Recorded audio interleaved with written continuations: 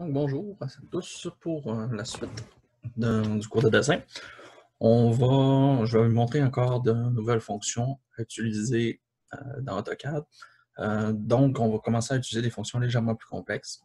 Pour ça, on va se créer encore une fois un dessin à partir de notre template.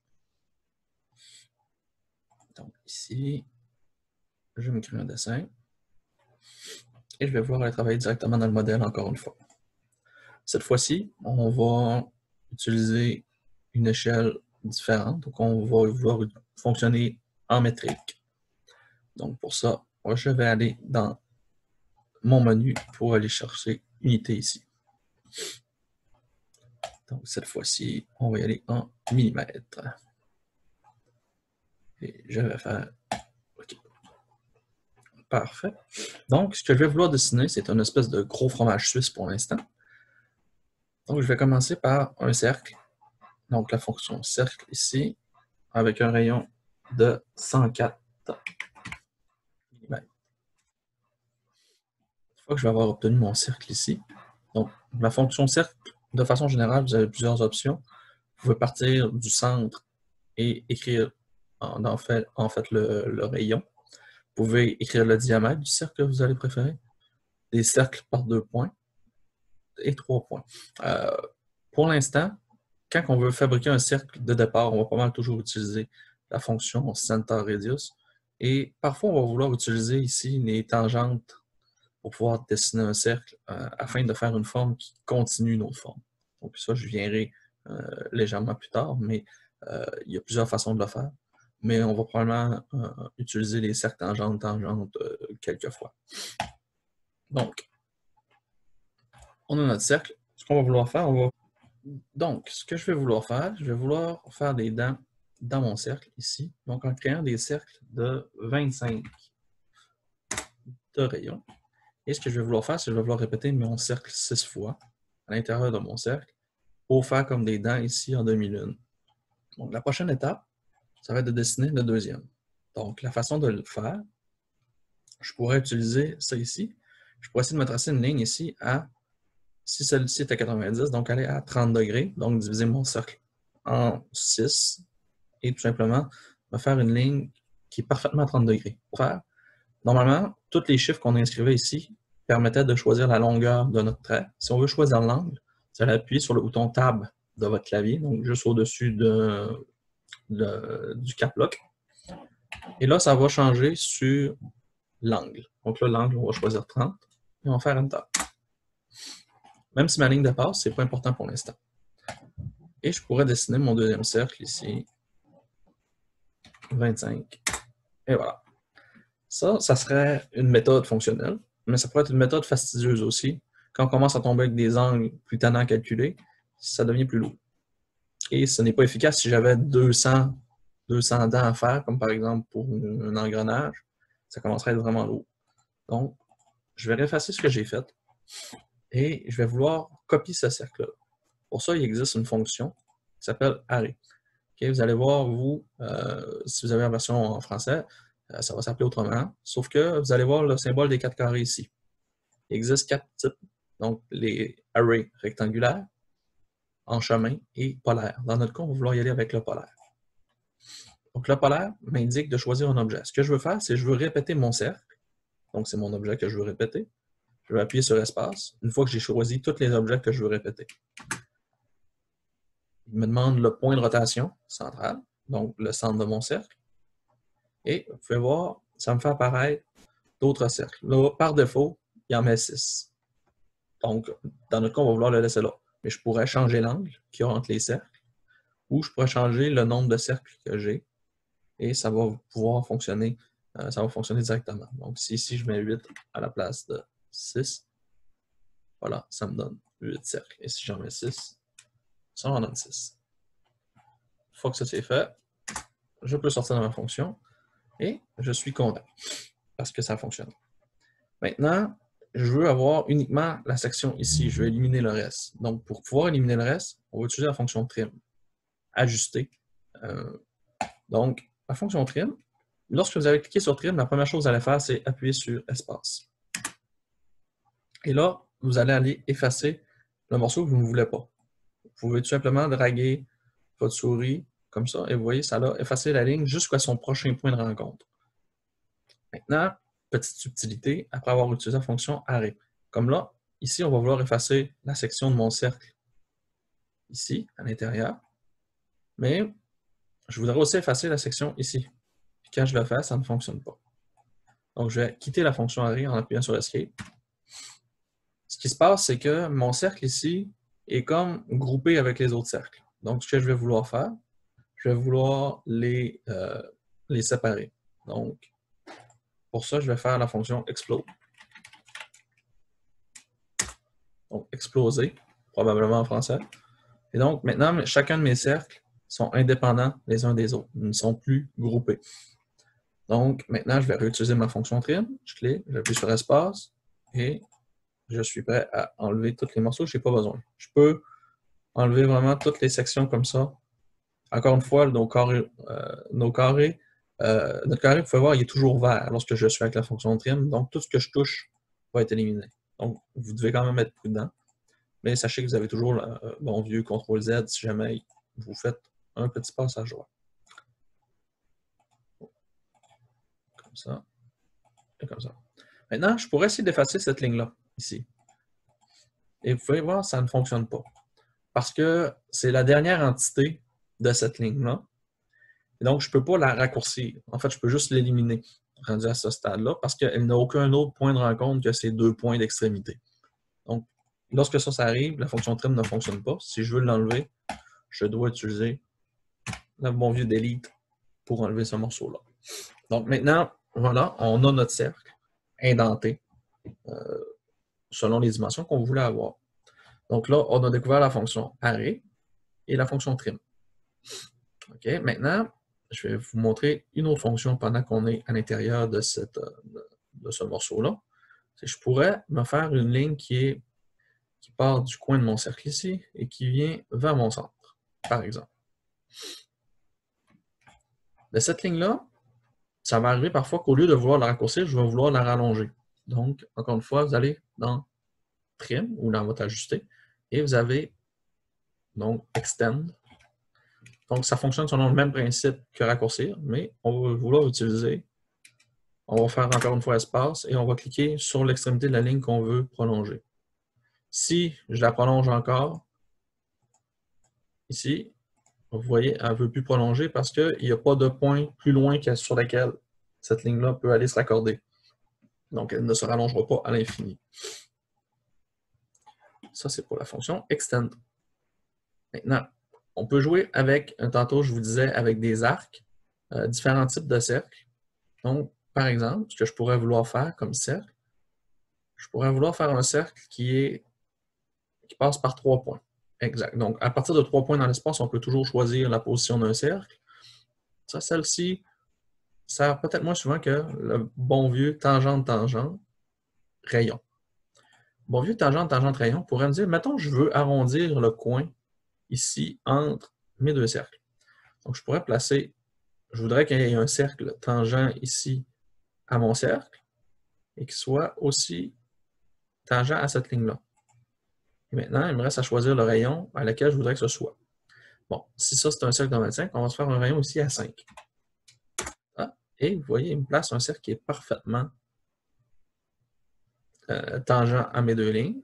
Okay. Si vous avez des problèmes, en fait, vous pouvez voir ici, je zoome et mon cercle est comme limité en termes de nombre de lignes avec lesquelles il a été fait.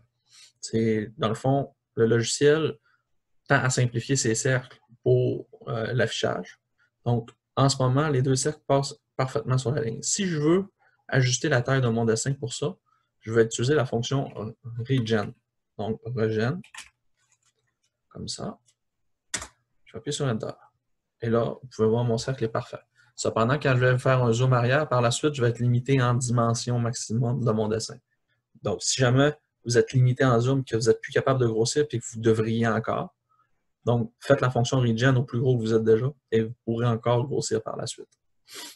Maintenant, si je voulais arrondir mon coin, donc, je pourrais utiliser encore une fois la fonction trim, la fonction ajuster, et enlever les morceaux que je ne veux plus avoir sur ma section ici. Et voilà, j'ai un beau coin arrondi.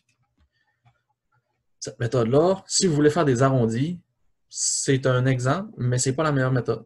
Il existe la fonction filet. La fonction filet, ici, vous pouvez choisir tous les objets. Vous cliquez sur le coin normalement. Ou encore, on va vouloir changer le radius. Donc, ce que vous allez faire, c'est écrire radius ou rayon si vous êtes en français. Et là, il va vous dire spécifier le rayon que vous voulez. On va mettre un rayon de 5 mm. Appuyez sur Enter. Et maintenant, lorsque vous allez cliquer sur un coin ici, sur les deux objets, et voilà, mon coin est fait. Et là, je peux faire espace pour répéter la dernière fonction que j'ai faite et tout simplement choisir chacun de mes coins comme ça, de façon à toutes les arrondir exactement de la même façon.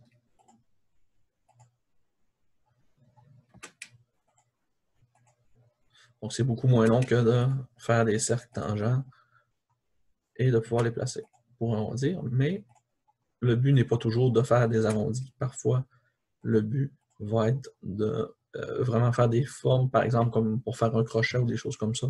On va vouloir utiliser des cercles tangents. Et le dernier, voilà. Et voilà. Donc là, maintenant que mes coins sont arrondis, je vais pousser un petit peu plus loin avec la fonction filet. Donc, je me trace une ligne, je trace une autre ligne, et j'utilise la fonction chanfrein sur le coin de ces deux lignes. Et là, il ne s'est absolument rien passé. Donc, on va utiliser, encore une fois, la fonction chanfrein, la distance, on va aller vérifier quelle grandeur, il n'y a rien, probablement parce que j'ai échappé tantôt. Donc, je mets 10, je mets 10, je choisis ma première ligne, ma deuxième ligne, et il me fait mon coin 45 automatiquement. Donc, sur des pièces mécaniques, on va souvent voir ça. Je dirais qu'en électricité, c'est sûr, vous allez le voir moins souvent, mais parfois, ça fait bien pour des coins de circuit imprimé, par exemple, que vous allez pouvoir utiliser ce genre de fonction-là. Donc, la fonction est présentée. OK. Maintenant, la fameuse, si on veut dupliquer des éléments et les placer de façon à ce qu'ils soient tous équidistants, on va vouloir travailler avec d'autres fonctions. La fonction copier-coller est une fonction qui fonctionne assez bien. Mais, par exemple, si je voulais avoir ici un cercle à une distance de 200, une copie, exactement à ce point-là, et je vais en faire une autre copie exactement, je voudrais avoir une autre copie à 200, mais de façon verticale. Ce que je vais vouloir faire, je vais vouloir utiliser la fonction copier. C'est un peu comme un fameux copier-coller. Vous pouvez d'ailleurs l'utiliser de cette façon-là, mais ce n'est pas une façon qui est précise de l'utiliser, parce qu'elle va le copier n'importe où dans l'espace quand vous allez cliquer. On va vouloir sélectionner l'entièreté de l'objet à copier. Vous pouvez le prendre avant ou après avoir cliqué. Là, personnellement, je préfère le prendre avant et j'appuie sur copier. On me demande de prendre le point de base à partir duquel je veux copier mon objet. Donc, je vais le prendre à partir du centre et je vais le copier ici sur chacun de mes points, comme ça. Et voilà. Bon. Maintenant, si j'avais voulu le recopier en plus d'exemplaires, okay, une façon qui fonctionne assez bien, c'est que je vais sélectionner encore une fois l'entièreté de mon objet. Et ce que je vais faire, c'est que je vais me servir de ma référence pour le recopier à multiples reprises partout. Donc, je vais faire copier. La référence sur laquelle je vais vouloir le prendre, je vais prendre la distance que j'ai avec l'objet précédent. Donc, si je prends mon point de référence ici et je le recopie au bout ici, vous pouvez voir, il se trouve exactement à la même position. Je peux le mettre ici. Je peux le mettre au centre de ce cercle-là. Et vous avez pu voir, si je voulais accrocher, quand tu veux accrocher sur le centre d'un objet, tu vas toucher à l'arc et automatiquement, il te fait apparaître une petite croix qui va être au centre de ton prochain. Bon. Et en ce moment, là, je voudrais aller plus bas, mais je ne suis plus capable de déplacer mon écran étant donné que ma régénération de tantôt me limite en termes de taille.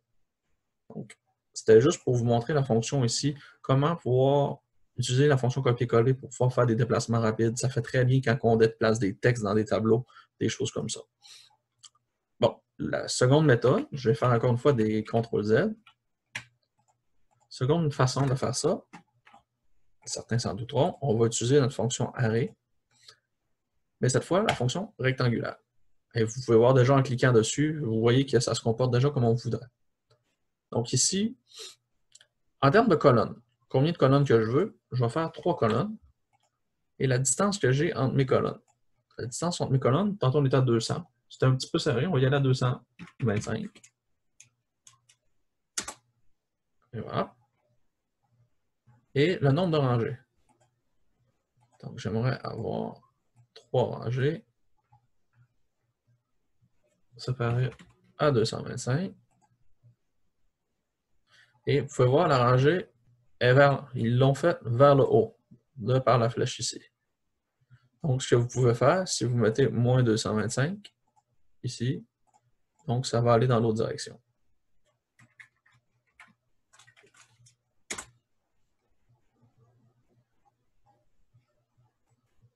Et voilà. Donc, vous pouvez voir maintenant que j'en ai fait 9 photocopies qui sont toutes séparées à l'intérieur de la même, toujours de 225 dans un sens et 225 dans l'autre sens. Okay. On ne voudra pas toucher ici au niveau pour l'instant. Et on ne voudra pas aller plus loin en essayant d'enlever certains morceaux. Ce qu'on aura à faire, c'est on fait ça. Et une fois qu'on a terminé, on appuie sur Enter. Et j'ai mes 9 morceaux. Donc, pour la fonction array de façon rectangulaire. Donc, ça fonctionne vraiment selon l'axe X et l'axe Y. Donc, c'est des fonctions qui sont super pratiques. Il y a, en fonction des chemins, ça prend vraiment des raisons très spécifiques pour utiliser ça. Vous pouvez le voir dans l'exemple de quelle façon ils font ça. Ça va fonctionner lorsqu'on veut travailler des formes qui ont vraiment une forme bizarre, des fuselages d'avions, des choses comme ça. Ça va être pratique.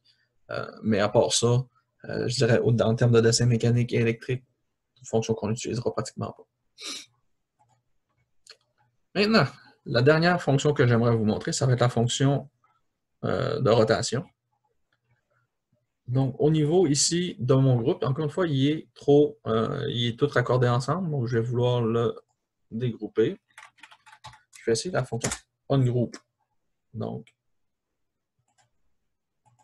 ça ici, puis vous voyez, ça ne marche pas comme étant un groupe, donc il faut vraiment que je fasse exploser comme fonction.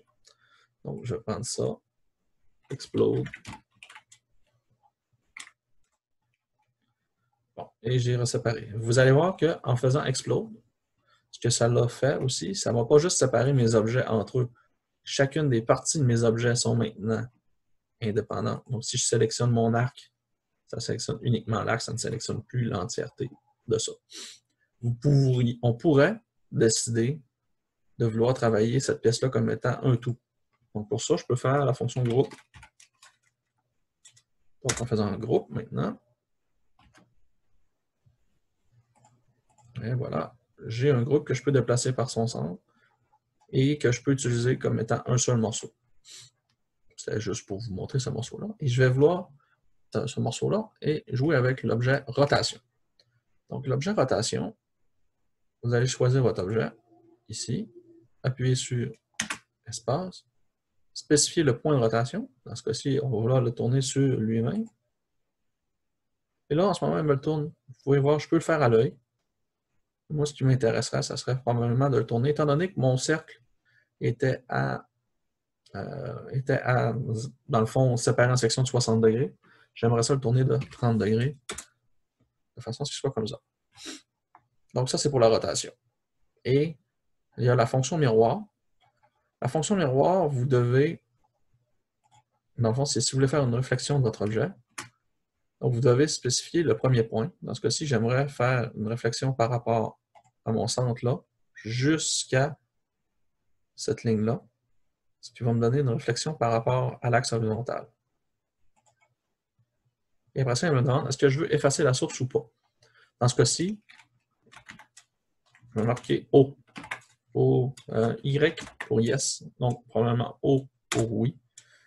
Donc, l'avantage de cette technique-là, c'est qu'elle va vous donner, mettons que j'avais dessiné ça ici, j'avais fait un petit triangle rapide comme ça.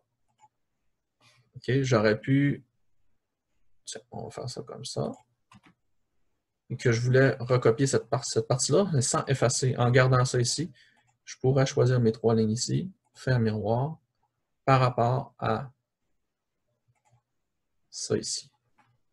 Donc, si je l'efface, je peux effacer mon origine ou je peux la garder. Dans ce cas-ci, je veux la garder. Donc, je fais N pour non ou no. Et voilà, j'ai ma deuxième section. Donc, vous pouvez vraiment utiliser cette fonction-là pour garder ou pour effacer. Vous pourriez aussi arriver par la suite et dire, ben, j'efface ma deuxième partie, puis voilà, c'est comme si j'avais choisi d'effacer mon morceau. C'est pas plus grave que ça. Mais c'est des raccourcis.